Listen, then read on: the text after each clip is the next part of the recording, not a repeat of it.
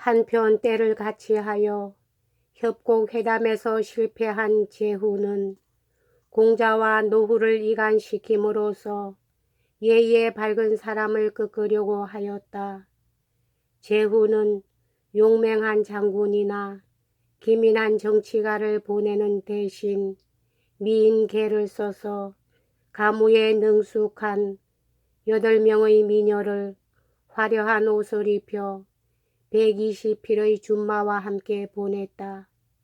본래 젊을 뿐더러 호색한 노후는 이 계획에 빠져 공자의 교훈도 박차버리고 환락에 탐닉하고 말았다. 3일 동안이나 그는 조회도 않고 공자를 무시해버렸다. 그 후 얼마 안 있어 공자는 또다시 유랑의 길에 올랐다. 특히 한 사건이 공자를 그렇게 빨리 유랑의 길에 오르게 하는 계기를 만들었다. 노나라에서는 매년 봄과 하지, 동지에 정기적으로 국가적 행사가 있었다. 봄 행사 때는 노후가 가축을 잡아 천지 신명의 제사 지내도록 되어 있어 그날이 가까워오자 공자는 장거하고 엄숙한 이 행사가 노후의 엄탕한 생활에 어떠한 전환을 가져올 것으로 기대하였다. 그러나 행사는 소홀히 끝마쳐졌으며 관습적으로 공자에게 보내던 제사목도 이때에는 보내지지 않았다.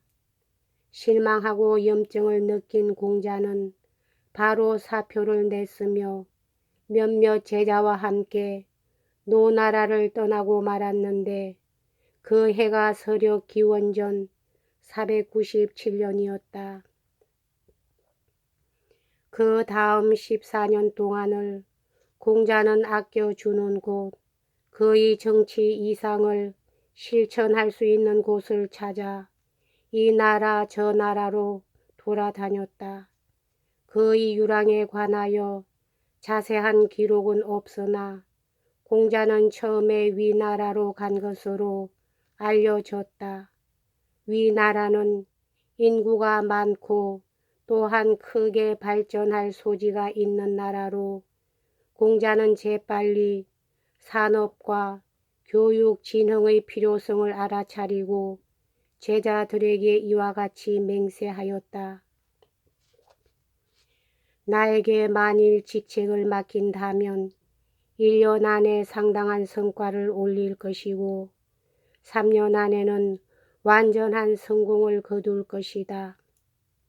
그러나 그 당시 위후는 어여쁜 처첩의 미와 교에 빠져 있어 공자와 같은 엄격한 예의를 숭상하는 사람은 그의 구미에 맞지 않는 것이 당연하였다. 그러므로 위는 공자가 있을 곳이 못 되었고 그는 곧 다른 나라로 떠나버렸다. 그 후의 방랑 생활에 관하여는 별로 알려지지 않고 있으나 공자가 송, 진, 채 등을 방문하였다는 것은 그리 틀린 이야기는 아닌 것 같다. 진나라에서 수년 있은 다음 그는 서력 기원전 483년 위나라로 돌아왔으며 그해 저 공자가 68세 되던 때에 노나라의 부름을 받고 귀국하였다. 유랑하는 동안 공자가 겪은 것은 냉대와 실망뿐이었으며 제후 중에 공자의 말을 듣는 사람은 하나도 없었다. 그는 여러 번 위험한 고비도 겪었으며 육체적 고통도 당하였으나 참아 나갔다. 송나라를 지날 적에 공자와 그 제자들은 환사마가 보낸 무장 폭도의 손에 죽을 뻔도 하였다. 또 한 곳에서는 주민들이 공자를 당시 미움을 받던 권세가 양호로 잘못 알고 그를 포위한 적이 있었다. 이때 공자의 인내와 위엄만이 주민들의 분노를 누그러지게 하였으며 그들로 하여금 양호가 아님을 깨달을 수 있게 할 수 있었던 것이다. 또한 또 다른 곳에서 그의 일행은 무인지경에서 양식이 떨어져 거의 아사할 뻔도 하였다. 우리는 공자의 용기와 결심을 그가 이러한 곤경을 당면하여 한 말에서 역력히 엿볼 수 있다. 군자는 간난을 당하여도 태연하여야 한다. 곤경에 처하여 방종하게 되는 것은 소인의 짓인 것이다. 공자는 항상 그의 교리를 몸소 실천하였으며 고난을 불만 없이 훌륭히 견디었다. 비록 육체적 고통을 당하지 않는 때라도 그는 때때로 비판을 받고 야유를 받곤 하였다. 특히 도가의 비판과 야유는 심하였다. 한때 공자 일행은 그 시대의 혼란을 혐오하여 세상에서 은퇴한 두 언둔 자를 만난 적이 있었다. 그 중 한 사람이 공자의 제자 자로에게 다음과 같이 말하였다. 온 세상은 장마 때 불어나는 홍수처럼 혼란에 빠졌는데 이것을 바로 잡는다는 공자는 도대체 어떠한 사람이냐? 너는 이 사람 저 사람한테서 환영을 못 받아 물러나오기만 하는 사람을 쫓아다니고 있을 뿐이다. 차라리 세상에서 아주 은퇴하여 버린 사람들을 추종하는 것이 더욱 좋지 않겠는가? 자로가 이 말을 공자에게 전하자 공자는 다음과 같은 명언으로 답변하였다. 우리들은 새나 짐승들과 더불어 지낼 수는 없다. 만일 우리 동류인 사람들과 더불어 지내지 않는다면 누구와 더불어 지낼 것인가? 이와 비슷한 때의 자로는 공자가 비록 실망적이긴 하지만 집요하게 여행을 하는 이유를 스승 대신에 적절하게 표현한 적이 있다. 즉, 정부에 봉사하기를 거부하는 것은 옳지 못하다.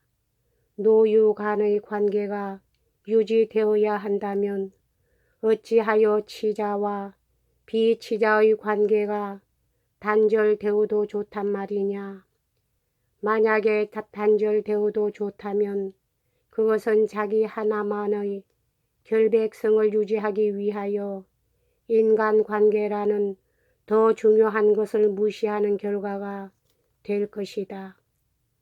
위대한 사람도 관직에 들어가 정부에 봉사하는데 그것은 그렇게 하는 것이 그들의 의무임을 알기 때문이다. 위인들은 그들이 실패하리라는 것을 이미 알고 있으나 의무이기에 따르는 것이다. 논어의 다음과 같은 끝부분에 있는 귀절은 주목할 만하다.